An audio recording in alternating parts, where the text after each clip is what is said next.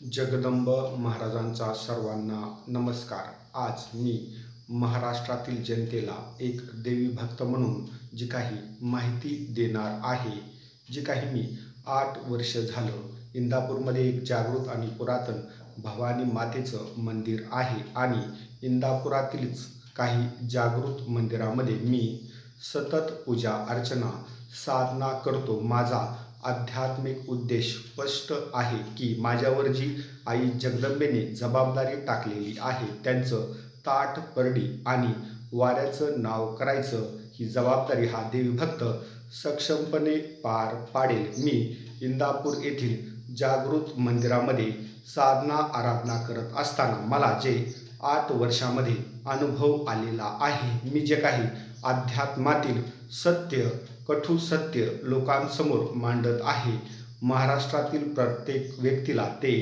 सत्य आवडेलच असं नाहीये. मी आध्यात्मिक सत्य मांडत असताना काही आध्यात्मिक विरोधकही या देवी भक्ताचे तयार झालेले आहेत.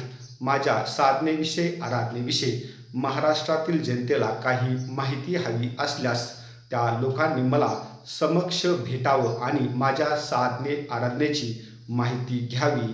माझ्या साधने आराधनेविषयी इंदापूर शहर आणि परिसरातील जे काही माझे आध्यात्मिक विरोधक आहेत, हे एखाद्या वेळेस तुमची दिशाभूल करून माझ्या साधनेविषयी तुम्हाला चुकीची माहिती देऊ शकतात.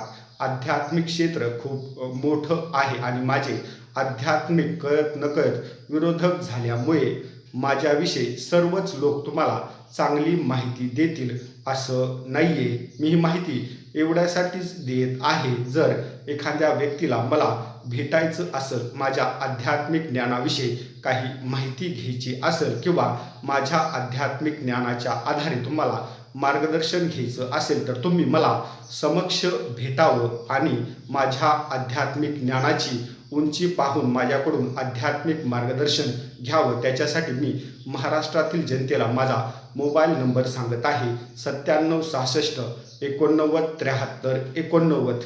इंदापूर शहरामध्ये मारुती मंदिर, भवानी माता मंदिर किंवा माझं जन्मगाव गलांडवाडी आहे, गलांडवाडी येथील मूळ ठाण भवानी माता मंदिर या ठिकाणी येऊन तुम्ही या देवी भक्ताला फोन करून मला समक्ष भेटू शकता. जय भवानी, जय श्रीराम, जगदंब, हर हर महादेव, हर हर महादेव.